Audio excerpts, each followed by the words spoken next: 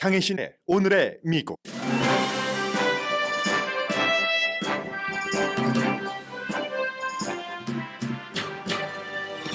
오늘도 세계의 탑 뉴스는 공통적으로 All About 알렉세이 나발리입니다. 의문사한 러시아의 알렉세이 나발리가 사망하기 전에 친지와 교환한 편지에 적힌 가장 중요한 내용이 트럼프와 한국이었습니다. 트럼프 재선을 우려했고 한국에서 희망을 받습니다. 그리고 춥고 축축한 시베리아 유형지 시멘트 독방에서 그를 버티게 한 에너지는 책 읽기였습니다. 시베리아 유형지로 아들 시신을 보기 위해 간 나발리 어머니에게 러시아 당국이 한 말은 2주일 동안 시신을 돌려줄 수 없답니다. 그의 어머니는 푸틴 대통령에게 직접 아들을 제대로 매장할 기회를 달라고 호소합니다. 일론 머스크의 X는 푸틴이 남편을 살해했다고 주장한 나발리의 아내 어카운트를 사용 중지시켰다가 반발에 의해서 복원했습니다. 미국에서 친우크라이나 시위를 주도한 로스앤젤레스 여성이 러시아에서 반역죄로 기소됐습니다. 33살의 러시아계 미국인 이중 국적자입니다. 블라디미르 푸틴은 김정은 위원장에게 자신이 타는 전용차와 똑같은 고급 승용차를 선물했다는 것도 미국과 세계의 주요 뉴스입니다. 북한과 러시아 관계를 보여주는 것이고 이 선물은 유엔 제재 위반이기도 합니다. 지난 주말 대선 출마를 하지 않겠다고 선언한 조 맨신 연방 상원 의원이 오늘은 일단 바이든을 포함해 어느 후보도 지지하지 않을 것이라고 밝혔습니다. 바이든 대통령은 오늘부터 사흘 동안 캘리포니아주에서 기금 모금을 합니다. 트럼프 전 대통령의 조지아주 선거 개입 수사를 맡은 조지아주 검사는 설령 부적절한 남녀 관계가 없었어도 스스로 이 사건에서 물러나야 한다는 지적이 나옵니다. 위키릭스를 만든 줄리안 아산지가 범죄인 인도 조약에 따른 자신의 미국 송환을 막을 수 있는 마지막 시도를 오늘과 내일 합니다.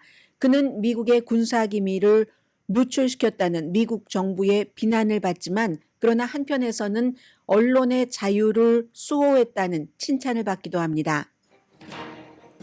미국의 7대 거대 기술 회사들의 이윤이 세계 거의 모든 나라의 이윤을 능가합니다. 물론 미국을 제외하고입니다. 우려해야 하는가? 이런 우려의 목소리 강해집니다. 여러분 안녕하십니까? 오늘의 미국 강혜신입니다. 2월 16일 그 사람은 이 세상을 떠났는데 그 뒤에는 이제 많은 미국에서는 정치권에서 그를 반대하지는 못하고요. 왜냐하면 세계의 분위기가 있으니까. 그렇지만 푸틴을 보호를 해야지 되는데 푸틴에 의해서 숨졌다고 세계의 모든 정보국이 믿고 있는 알렉세이 나발리의 죽음을 어떻게 할 것인가. 이게 굉장히 지금 미국 내부에서도 좀 혼돈이 있고요. 그리고 우선 간단히 레이티스트를 전해드리고 나서 오늘은 로스앤젤레스 비도 오고 춥고 합니다. 마치 솔제니친의 어떤 소설을 읽듯 아니면 오늘의 미국을 들으시는 굉장히 많은 분들은 러시아 소설을 몇 권쯤 안 읽어보신 분들은 안 계실 겁니다. 지금 세계의 뉴스메이커가 된 숨졌지만 뉴스메이커가 되고 있는 알렉세이 나발리가 직접 쓴 그 마지막 글을 통해서 그 같은 에세이 분위기를 좀 내드리겠습니다. 그리고 그 한국도 나오고 트럼프도 나오기 때문에 그 부분은 이제 마지막에 전해드리겠고요. 기본적으로는 알렉세이 나발리의 시신을 어머니가 그 시베리아까지 갔는데도 지금 보지 못하고 있습니다. 그러면서 앞으로도 2주일 동안 더 화학적인 테스트가 필요하다고 얘기를 하니까 이 어머니가 49살 아들 마지막으로 보고 싶고 나도 인사도 해야지 되겠고 그리고 정말 우리가 할 수 있는 그 최대한의 매장을 하도록 허락을 해 주십시오 하고 블라디미르 푸틴 러시아 대통령에게 직접 요청을 했습니다. 그리고 아내는 왜 아내가 가지 않고 어머니가 가는가? 아내는 이제 이 시점이 독일에서의 그 안보 회의가 열리는 시점이었고 그곳에 가서 남편이 숨진다는 것을 알았기 때문에 세계의 모든 것을 알리고 유럽의 지도자들과 논의를 하고 있습니다. 여러 가지를. 왜냐하면 푸틴이 알렉세이 나발리를 결국은 숨통을 끊어놨다고 하는 것은 우크라이나 전쟁과도 연관이 되고 세계의 민주주의와 독재와의 싸움이기도 하기 때문에 그 사이에 이제 딱 그 아내가 끼어 있어서 어머니가 지금 시베리아에 가 있고요. 며느리는 그 러시아의 클렘린궁에서도 며느리가 이건 독살이다. 뭐 며칠 동안이나 또 기다리라고 하는 것은 그 독살의 독의 기운을 빼기 위해서 그렇다는 것을 트위터 X에 썼더니 이 X가 바로 이 며느리의 알렉세이 나발리의 와이프의 어카운트를 중지시켜 버렸습니다. 이게 일론 머스크가 X에서 하는 일입니다. 자유 언론을 보장한다면서 온갖 인종차별주의 그리고 폭력 같은 것을 그대로 놔두면서 알렉세이 나발리의 아내의 그 글을 중지시켜 버렸습니다.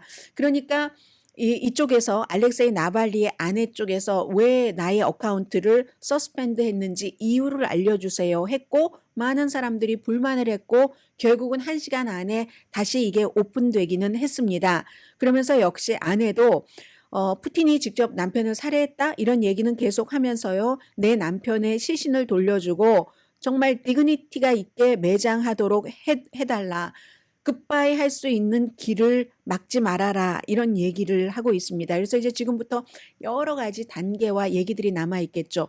이 블라디미르 푸틴의 러시아를 어떻게 제재를 할 것인가. 그 제재가 얼마나 그 러시아의 힘을 빼는지 푸틴의 힘이죠. 러시아라기보단 그런 것과 상관없이 미국과 유럽 연합은 당연히 이제 여러 가지 논의를 하면서 푸틴을 어떻게 할 것인가를 생각을 할 것이고 지금까지 특히 지난 10년 동안은 알렉세이 나발리라는 사람이 푸틴의 독재에 한 거에서 가장 그 선명한 사람이었으니까 물론 미국에서도 트럼프 전 대통령을 지지하는 사람이나 푸틴을 지지하는 사람은 알렉세이 나발리 잡범인데 이렇게 되지도 않는 소리를 또 하십니다. 잡범인데 하면서 뭐 미국이 조정을 해서 그렇다 저렇다 뭐 여러 가지 얘기들을 많이 하지만 maybe 미국이 알렉세이 나발리를 도왔을 수도 있겠죠. 러시아가 그를 독살하려고 독을 묻혔을 때 뭐 예를 들어 어떻게 그렇게 빨리 독일로 이송이 돼서 치료를 받을 수 있었고 다시 그 모스크바로 돌아오고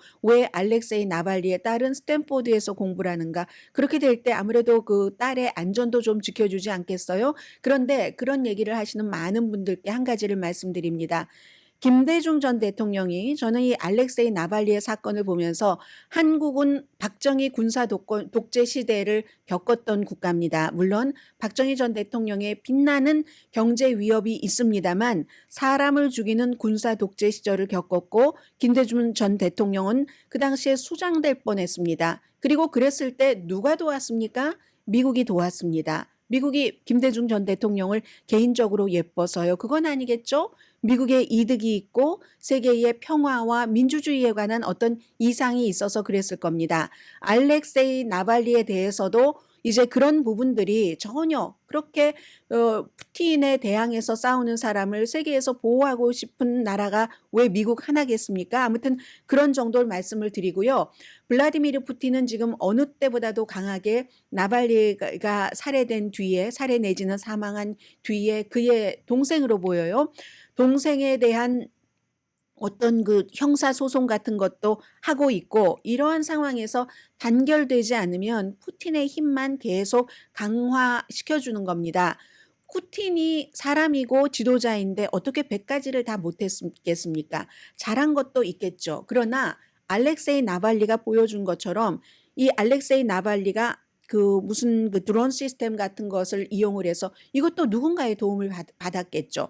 13억 달러를 지었다는 푸틴의 호화로운 그 궁전 흑해에 있는 그 안에 포도밭도 있고요. 그리고 뭐 푸틴 먹으라고 굴 양식장도 따로 있고 뭐 교회도 하나 지어놓고 하는 것을 쫙 알렉세이 나발리가 거의 2시간 정도 되는 유튜브에 지금도 있습니다. 푸틴의 그 궁전이라고 써 있는데 한국말로 자막 설정하시면 한국말로도 보실 수 있고요. 이런 것을 딱 모스크바에서 비행기 안에서 독에 중독이 돼서 독일로 가서 치료받고 다시 잡힐 줄 알면서도 러시아로 돌아오는 비행기를 타기 직전에 그걸 올린 사람입니다.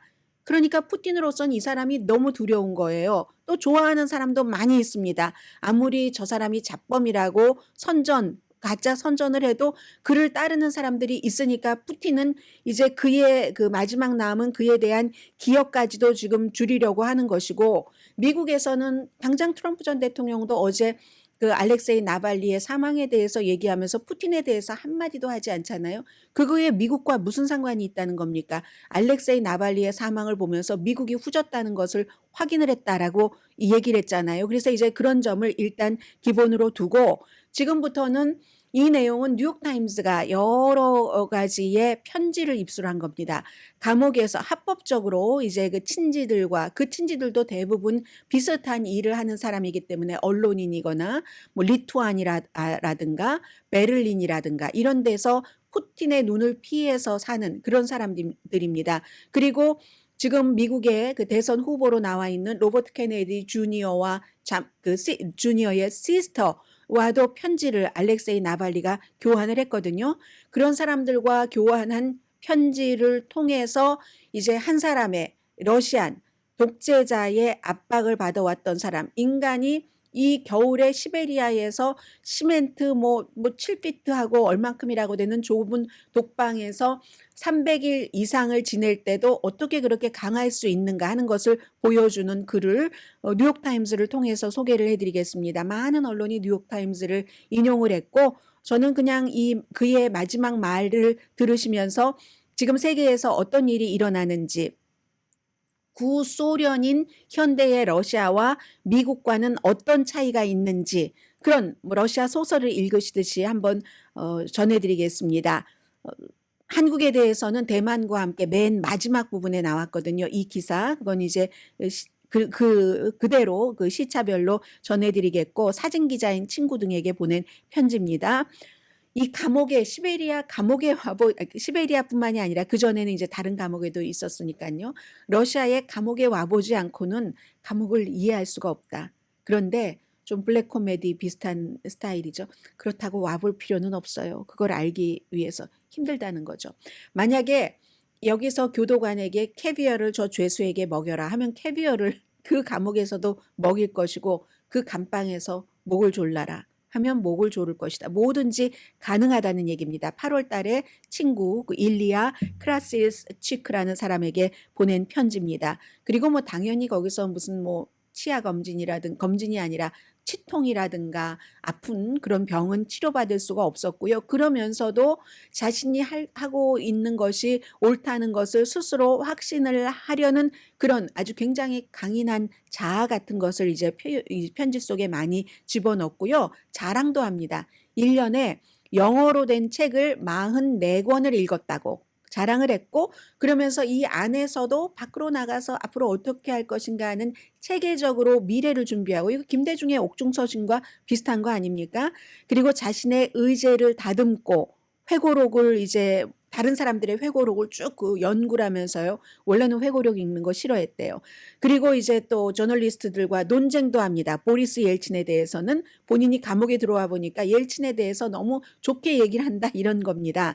친구들에게 조언을 하기도 하고 조언을 듣기도 하고, 그리고 이제 친구들이 보내주고 하는 그런 것을 통해서 바깥 세상의 일 같은 것에 대한 서로의 그 논쟁 같은 것도 하면서 2021년도에 푸틴이 이제 19년 징역형과 그전에도 징역형이 모여서 47세인데 나와도 70세가 된다는 것 아니겠어요? 그래서 많은 사람들이 그가 만약에 감옥에서 나오면 이번에야 다음 달에 푸틴이 또 대통령이 되겠지만 넬슨 만델라와 같은 사람이 될 것이다라고 생각했던 사람이 있는 거고, 푸틴을 지지하는 사람은 어림없는 일 했던 건데, 혼자서 나중에는 그를 변호한다고 변호사 3명도 감옥에 갇혔습니다. 그런데 푸틴이 24년 정도 됐죠. 이제 통치하는 기간 동안에 약간 어떤 때는 그 독재자들도 자유의 그 분위기를 사람들에게 줘야지 될 때가 있잖아요. 본인의 통치 기술에 따라서.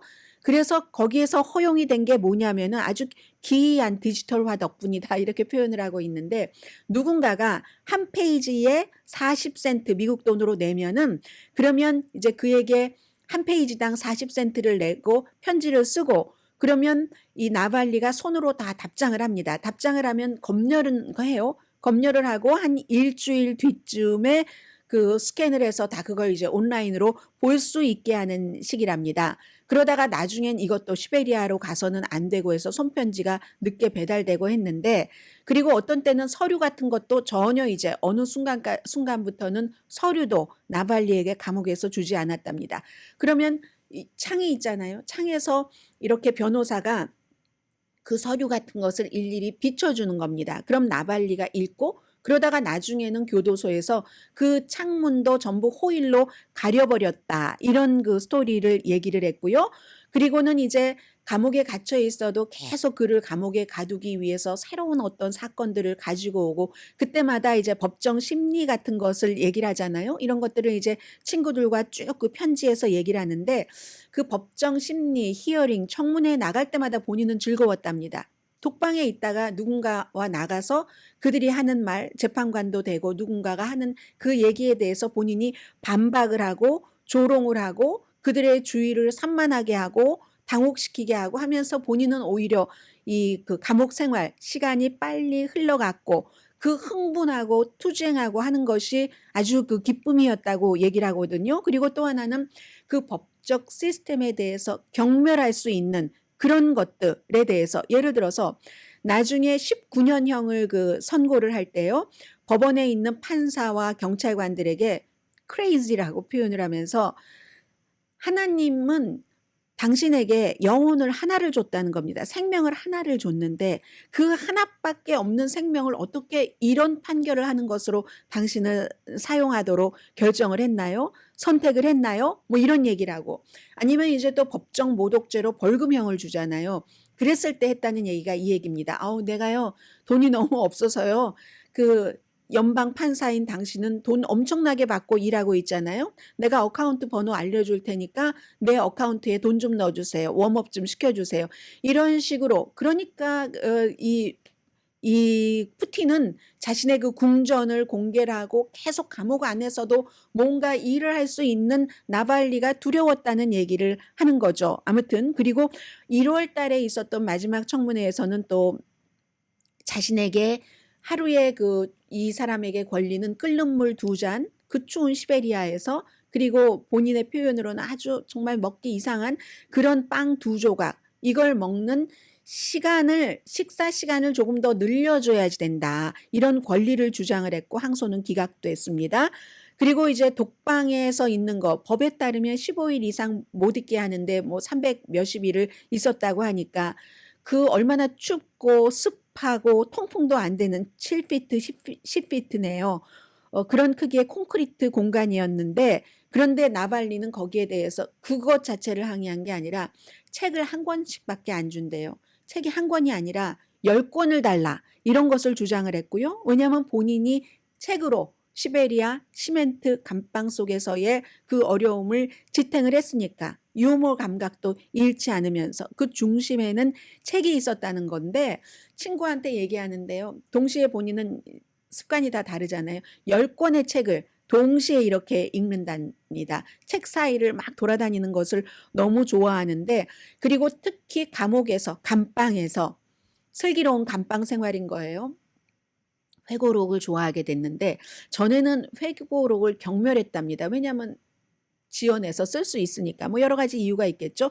그런데 내가 읽다 보니까 정말 놀랍습니다. 이런 얘기를 하고 친구에게 책을 추천하기도 하고 또 추천을 받기도 하고, 뭐 최근에 그 소련의 그 반체제 인사의 책을 소개를 하기도 하고, 특히 스탈린의 수용소를 그린 알렉산더 솔제니친의 이반 데니소비치의 하루를 다시 읽었다. 이런 얘기도 합니다.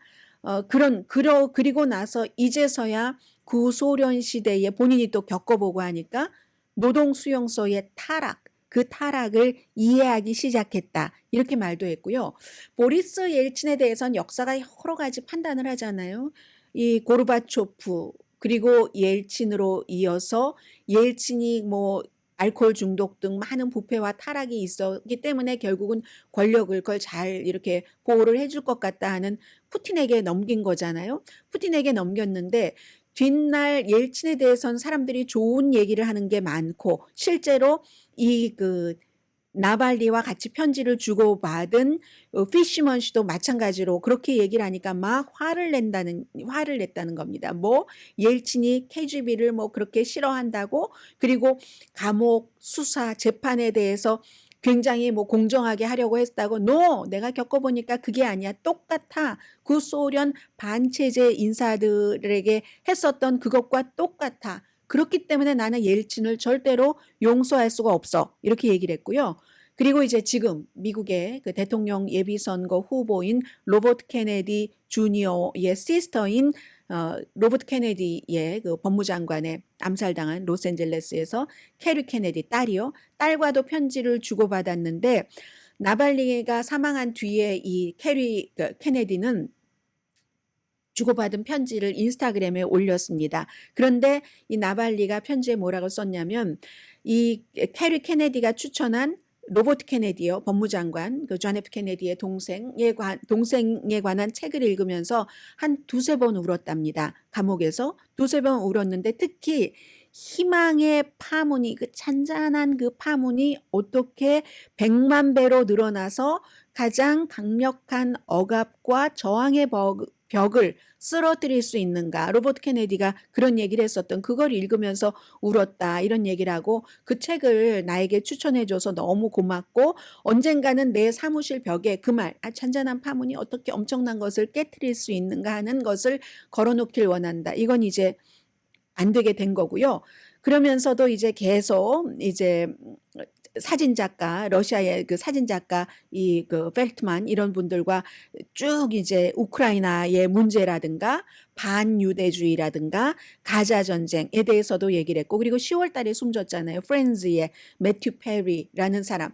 매튜 페리와 프렌즈를 보지 못했지만 이 사람이 숨졌을 때 이 이코노미스트에서 부고 기사 쓴 것을 읽고 난 너무 감명받았다, 이런 얘기도 했고요. 그리고 나서 이제 지난 겨울에 12월 달에 없어져 버렸잖아요. 이 사람이 어디 감옥에 갇혀 있다가 시베리아 유영지로 갔으니까. 그때 아주 20일 동안 정말로 사람들이 한 600건 이상의 요청을 교도소, 정부 기관에 보내서 찾은 겁니다. 그러니까 이제 크리스마스 때 딱 등장을 해서 내가 북극에 있으니까요. 내가 산타는 아니지만, 그래서 호호호라고 하진 않겠지만 창밖을 보면 북극이니까요. 밤이 되고 또 저녁이 되고 또 다시 밤이 오고, 그래서 오오오 이렇게 얘기를 한다 하는 얘기도 했고, 본인이 하나의 감옥에서 이 북극 감옥으로, 그 북극 울프라고 불리는 그곳으로, 그 유형지로 오면서도 오는 길에도 계속 그 우랄 산맥을 거쳐서 왔겠죠. 책을 읽었다고 얘기를 합니다. 딱 가지고 올 수 있는 그 책은 다 읽었다, 모든 걸 다 읽었다 하면서, 특히 이제 감옥에서는 고전 작가들 것만 읽을 수 있으니까 톨스토이, 도스토예프스키, 그리고는 정말 체홉. 누가 체홉을 러시아의 작가 가운데서 가장 우울한 작가라고 말했겠어요? 뭐 이런 얘기도 하면서 책이 아무튼 이 사람의 그 어려움을 버틸 수 있는 가장 중요한 것이었다고 얘기를 하고요. 지금부터 마지막 두 가지를 말씀을 드립니다. 짧게요. 워낙에 기사에도 짧았습니다.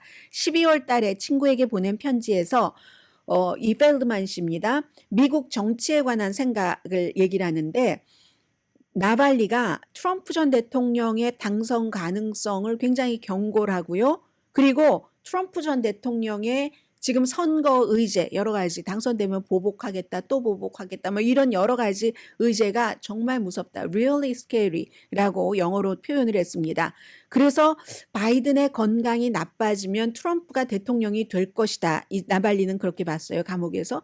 이런 명백한 사실을 민주당은 고려하지 않나? 이런 그 의문도 붙였고요. 그러면서 친구에게 당신이 존경하는 현직 정치인 한 명도 좀 소개해 주겠어요? 이런 질문을 했는데, 그 뒤에 이제 편지를 보낸 지 사흘 만에 연락이 끊겨서 나중에 시베리아 유영지에서 찾았다는 거고요. 그리고 역시 또 다른 친구입니다. 미디어 기업인인 크라실시치크. 이 사람은 9월 달에 나발리에게서 받은 그 편지가 가장 중요한 것 같다, 나발리의 편지 중에서. 뉴욕타임스도 이것을 맨 마지막 문장에 썼습니다. 나발리가 한국과 대만이 독재에서 민주주의로 전환할 수 있다면, 그러면 러시아는 why not? 아마도 러시아도 그렇게 할 수 있을 것이다라고 가정을 했답니다. 그걸 희망이라고, 호프라고 불렀고 나는 그런 희망 갖는 것에 아무런 문제가 없다. 나발리가 친구에게 보낸 편지입니다. 한국에서 희망을 봤다는 겁니다.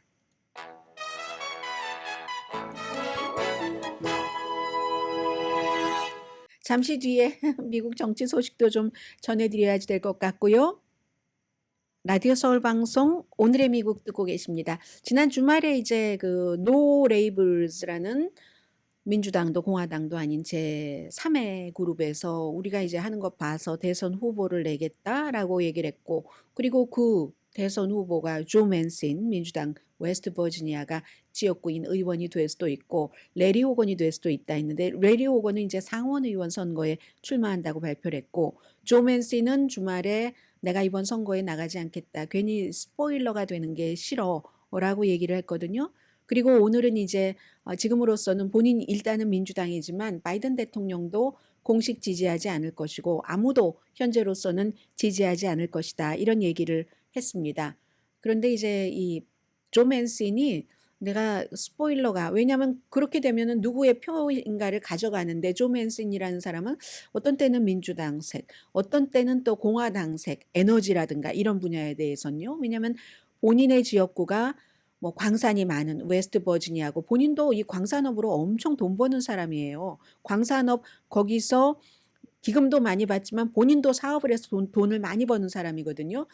그러니까 어떤 때는 또 뭐 환경 문제 이런 데는 뭐 바이든보다는 훨씬 트럼프 전 대통령 쪽에 가깝고 하는 사람입니다. 지금으로선 지지하지 않는다고 하고 이 사람의 지지를 받기 위해서 공화당과 민주당 대선 후보 캠페인에선 또 열심히 뛰고 있겠죠. 그런데 본인은 스포일하지 않기 위해서, 그럼 누군가가 조 맨신이 나오면은 바이든이 싫어서 맨신을 찍는다던가 트럼프가 싫어서 찍는다던가, 그렇게 볼 때 나중에 바이든 표를 더 많이 가져갔어? 트럼프 표를 더 많이 가져갔어? 할 수 있을 텐데, 기본적으로는 저는 나이가 많아서 계산해 봤더니 본인이 될 가능성이 없기 때문에 포기했다고 봅니다. 76세거든요. 그러면 몇 개월 차이 안 납니다. 트럼프 전 대통령과는. 그리고 바이든 대통령과도 몇 살 차이 안 납니다. 5살밖에 안 납니다. 그런데 지금 제일 중요한 게 바이든과 트럼프의 나이인데, 트럼프 전 대통령도 요즘 뭐 사법적으로 너무 복잡해서 그런지 엄청나게 많은 그 말실수 등을 하고 있거든요. 그래서 어떤 때는 어떤 보도를 보면 저는 일일이 그런 것까지 말씀드리지는 않습니다. 왜냐하면 일시적인 것일 수도 있기 때문에.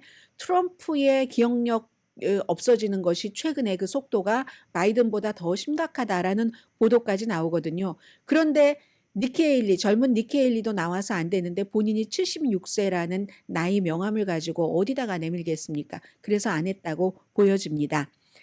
그리고는 이제 파니 윌리스라는 조지아주의 풀튼 카운티에서 최초의 여자 검사가 돼서 트럼프 전 대통령이 선거를 그 본인의 표를 만들라고 압박을 했다고 막 했다는, 그 사건을 수사하는, 선거 개입했다는 검사가 어떤 특별검사를 임명을 했는데, 그 특별검사와 본인이 이제 연인 관계여서 이게 뭐 시점도 그렇고 뭐 그렇게 될 때 그 사람에게 특혜를 줬다. 그러면 이런 사건을 관리 감독 수사를 할 자격이 없다. 자격 박탈돼야 된다 하는 히어링이 있었잖아요. 이틀 동안. 아직 결론은 나오지 않았는데 지금 민주당 내부에서는 설령 판사가 그것과 이 트럼프 전 대통령 선거 개입 문제를 수사하는 것과는 상관이 없다라고 판결을 내린다 할지라도 스스로, 왜 애매한 문제가 있으면 사람이 그 사건에서 빠지잖아요.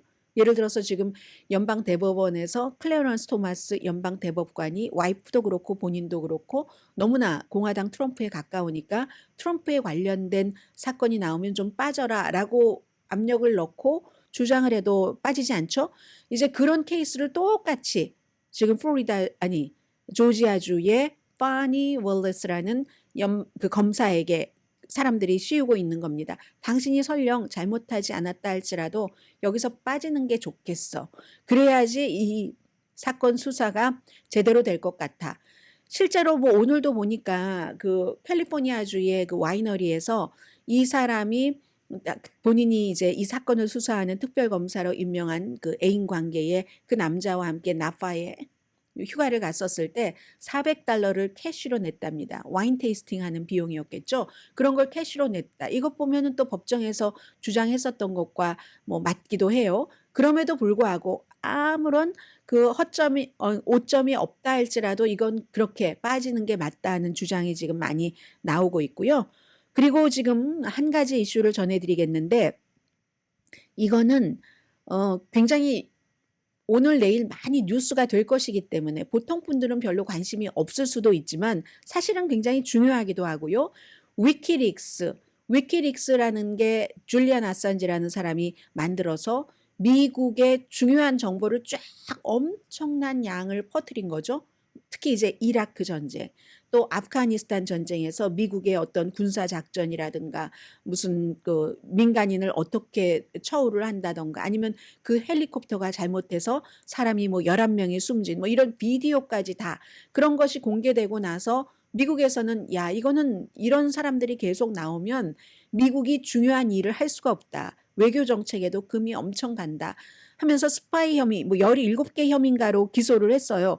그런데 무슨 에콰도르 같은 나라에서 딱 망명을 받아주고 뭐 이렇게 등등 해서 결국은 지금은 이 사람이 2019년부터 런던의 감옥에 있습니다. 에콰도르에서 중간에 포기했어요. 이 사람을 버려버렸어요.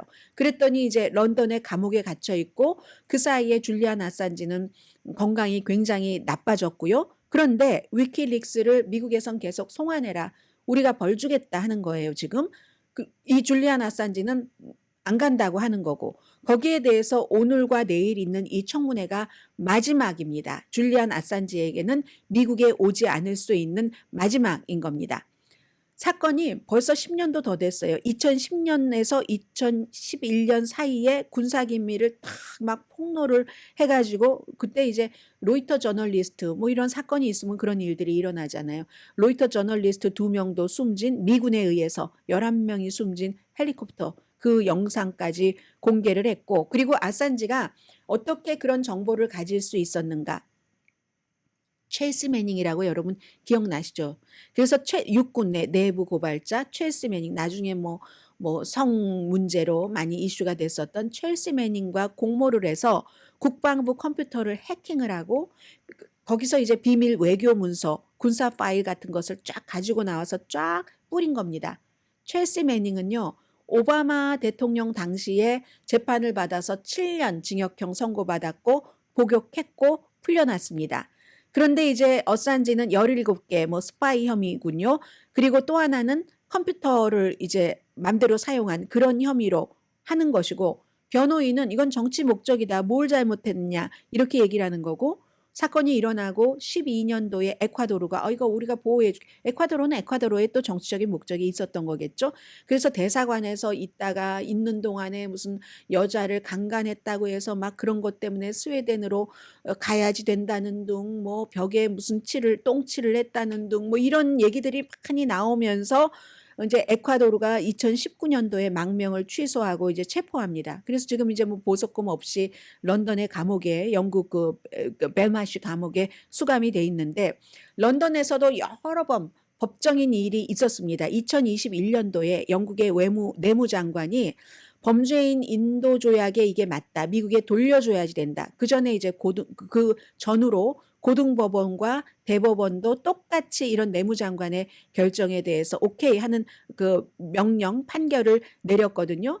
그런데 변호사는 이 인도인 조약은 이거는 그 줄리안 아산지의 인권 협약에 위배되는 거고 그리고 이제 줄리안 아산지가 미국 감옥에 가면 감옥이 너무 열악해서 자살을 할 위험도 있고 막 이런저런 얘기.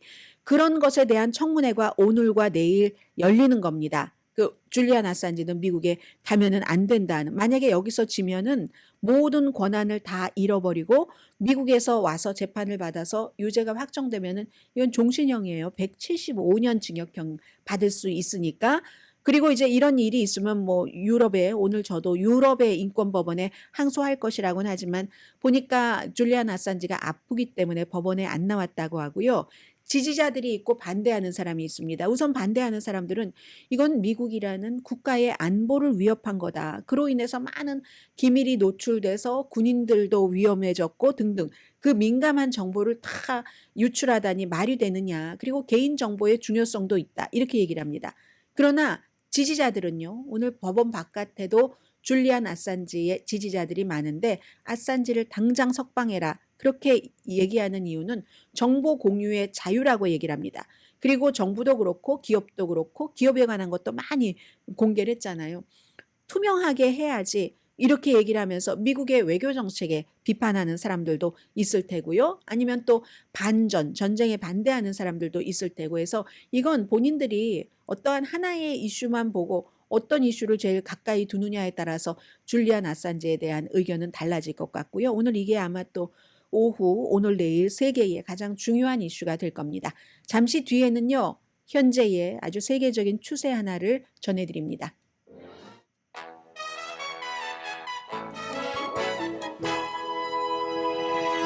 라디오 서울 방송 오늘의 미국 듣고 계십니다. 지금 전해드릴 하나의 이슈는요, 뭐 주식 이슈이기도 하고, 그러나 이게 이제 요즘 주식 시장이 거의 모든 것을, 뭐, 기술 거대 기업 7개가 주도라고, 이게 다 그 메인 스트리트에도 영향을 미치기 때문에요. 그 내용을 좀 전해드리겠습니다. 제가 이 기사를 어디서 봤던가요?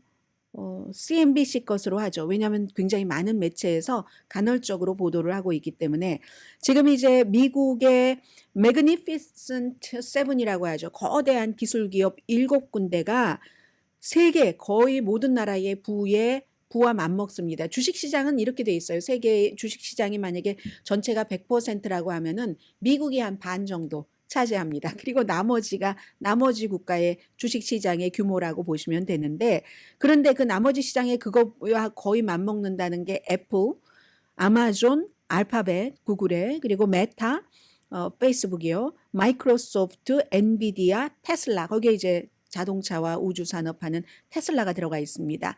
도이체뱅크가 분석한 것을 많이 인용을 하는데 이 7군데 회사의 시가총액이 정말 세계에서 두 번째로 큰 주식 거래소가 된다는 거예요. 미국 거 빼놓고. 그 다음에 이렇게 하면 그러니까 이건 굉장한 권력 행사가 될 수도 있고 미국을 제외한 아무튼 상장 기업의 총액을 능가한다. 뭐 비슷한 게 아니라 능가네요, 보니까. 그래서 결국은 이제 CNBC에서는 이런 얘기를 왜 하냐면 이렇게 한 7군데 회사에 모든 것이 집중돼 있으면 위험한 것 아닌가 이런 말을 하고 있거든요. 그래서 이제 처음에 이렇게 보면 마이크로소프트가 좀 오래됐잖아요. 엔비디아가 가장 최근 회사네요. 그럼 마이크로소프트는 매그니피션트 7 가운데서 5를 보자면 마이크로소프트는 1997년도 이후에 4개월을 제외하고는 계속 주식시장에 존재를 했고 애플은 2009년부터였습니다. 알파벳은 2012년, 아마존은 이제 2017년 1월부터 계속 이제 큰 힘을 발휘하고 엔비디아는 이제 지난해부터 해서 한 200% 올랐고 주식값이 올해도 한 50% 정도는 올랐는데 테슬라는 2021년, 2022년도에 가장 가치가 있는 뭐 5개 기업에 13개월 동안 머물다가 지금은 이제 10위로 조금 하락을 한 바는 있고 아무튼 그래서 주식값도 조금 요즘에 내려가고 대조적으로 엔비디아가 지금 굉장히 가장 그 뜨는 회사가 엔비디아입니다. 그런데 이 같은 7개 회사가 많은 그 주식시장을 지배한다고 하는데 이익이 계속 늘어날까? 여기에 대해서 CNBC는 그렇다라고 얘기를 합니다. 사람들이 야 저렇게까지 오를 수가 있어. 엔비디아가 말이야 올해도 뭐 올해 언제도 뭐 200달러였는데 지금 뭐 700 몇십 달러 정도 되잖아요. 그런데 어떻게 저게 더 올라갈 수 있어? 올라갈 수 있다고 보는 게 전문가들의 공통적인 대체적인 반 이상의 의견인가 봅니다. 두 가지 이유인데요. 첫 번째는 미국 경제가 너무나 탄력이 있기 때문에 아무리 이자율이 올랐어도 회사 매출과 수익이 정말 그 탄성이 대단했고 그리고 기업이 비용을 관리하는데 좀 엄격한 기준을 적용을 하는 것도 좀 이 같은 결과를 내는데 좋았다는 얘기입니다. Maybe 팬데믹 그 당시에 가계의 어떤 그 저축 수준 같은 것도 높아져서 그럴 수도 있고요. 또 노동시장도 계속 건강합니다. 그리고 두 번째는 그 같은 이제 미국의 경제가 괜찮다는 거. 두 번째는 마진이 좋아져서 그 이윤 그 마진이 좋아져서인데 그건 기업이 가격도 좀 적절하게 인상을 했고 그리고 손해는 안 보죠. 인플레이션 영향을 그 기업이 다 기업이 갖겠습니까? 커스터머에게 이렇게 어떻게 분산을 했겠죠. 그래서 그렇고 그리고 지금 중국이 뭐 세계 무역기구 가입 그 이후 그 뭐 등등 기술 발전 같은 것으로 노동력 해외 노동 시장에도 노동력이 굉장히 많이 필요하다는 겁니다. 그런 추세도 이어지고 있기 때문에 그래서 이런 앞으로도 물론 이제 이런 회사들이 이윤이 당분간은 계속 올라갈 것으로 보는데 그렇게 되는 경우 이게 전부 거의 AI 인공지능 기반이잖아요. 인공지능이라는 특정한 주제에 너무 집중하게 되면은 그럼 그 밖에 거 어머 저거 봐. 계속 오르니까 어머 해야 되겠어. 나 늦었지만 해야지 되겠어. 얼마에 걸어놔야지. 옵션을 써야 되나 말아야 되나 막 고민들을 하면서 그런 곳에만 계속 집중을 하다 보면 다른 곳에서 투자할 기회를 놓칠 위험도 있다. 그리고 소비자나 투자자들에게는 그런 게 되고 아니면 다른 그 업계는 또 투자 기회를 잃어버리는 것도 되고 그럼 나아가서 전체적인 사회의 균형적인 발전이 조금 안 되는 그런 경우도 있기 때문에 그렇죠. S&P 500에 500개 가운데서 493개, 세븐을 빼면 그 주식 가운데 다수가 지난해 어려움을 겪었지만 그래도 불구하고 경제가 단단하고 어떤 그 마진 폭이 괜찮으면은 이 매그니피센트 세븐은 계속 앞으로 좋을 것이다라는 얘기를 하고 있습니다. 그리고 지금 인공지능이 얼마나 중요합니까? 그런 것들을 여러분들께서 조금 짐작을 해두시면 좋을 것 같아요.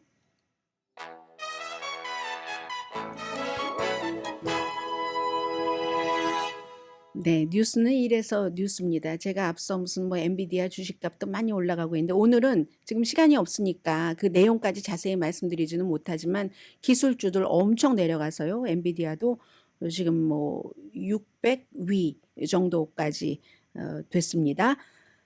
자, 준비한 뉴스를 전해드리겠습니다. 지금 미국에서 친우크라이나 시위를 주도한 로스앤젤레스 여성이 러시아에서 반역죄로 기소가 됐습니다. 33살의 러시아계 미국인 이중 국적자죠. 우크라이나를 위해서 돈을 모았고 러시아 그 보안국에 의해서 FSB에 의해서 체포가 됐는데 지난번에 월스트리트저널 기자도 체포됐었던 바로 그 지역 뭐 예자로 시작되는 그 지역에서 체포가 됐습니다. 친우크라이나 시위에도 참석을 했다고 하고 이 여성이 모은 돈으로 우크라이나가 뭐 여러 가지 그 장비, 무기 같은 것, 탄약을 구입하는데 썼다 하는 얘기를 하고 있습니다. 그게 이제 러시아의 안보에 반대되는 행동을 한다는 거고 이게 블라디미르 푸틴 러시아 대통령이 우크라이나의 전쟁을 하면서 계속 어떤 법 같은 것을 독재자니까 마음대로 강화시키는 그런 것에서 나온 그런 일들입니다. 유죄가 확정되면은 뭐 또 형량을 받게 되겠죠. 그리고 블라디미르 푸틴 러시아 대통령이 김정은 위원장에게 일요일에 이제 자동차가 배달된 것 같은데 아우루스 리무진 러시아에서 만든 최초의 완벽한 그러니까 뭐라고 해야 되나요? 풀 고급 세단 이렇게 말씀드릴 풀 사이즈 고급 세단 이게 블라디미르 푸틴의 전용차라고 하거든요. 지난번에 이제 9월 달에 러시아를 그 방문을 했었을 때 보스토친이 우주 비행장에 갔을 때 푸틴이 이 차 타고 왔고 김정은 위원장은 차가 워낙 많으니까요. 열차에 차를 실어서 타고 갔는데 보고 좋다고 하니까 선물을 줬다는 거예요. 이게 이제 선물을 줬다 말았다가 중요한 게 아니라 조선중앙방송도 김여정이 우리의 관계다. 이 선물은 최고 지도자들 사이에 특별한 친분 관계를 보여주는 것이다라고 얘기를 했고 일단은 유엔의 여러 가지 그 제재에 금지되는 거고 러시아도 북한으로부터 계속 지금 받아야지 되는 게 있으니까 잘 보이기 위한 이제 그런 것이다라고 보시면 될 것 같고요. 아니 제가 마지막에 전해드리려고 페이지를 열어놨다가 페이지를 그냥 또 닫아버렸어요. 제 마음대로 실수해서 닫은 거니까 기억나는 대로 말씀드리자면 오늘이 이제 바이든 대통령이 로스앤젤레스에 옵니다. 기금 모금인데요. 로스앤젤레스에서 모은 기금이 다른 어떤 주보다 로스앤젤레스가 아니라 캘리포니아주에서 모은 기금이 다른 어떤 주에서 모은 것보다 가장 많고 오늘은 또 특히 그 이스라엘을 지지하는 이스라엘계 미디어의 어떤 중요한 인물 집에서 기금 모금 행사라고요. 뭐 한 사람당 25만 달러라나 뭐 이런 엄청난 기금 모금 행사거든요. 그러니까 당연히 반대하는 그런 기운도 있을 테고 지금 바이든 대통령은 캐시 파워가 굉장히 강합니다. 강혜신이었습니다.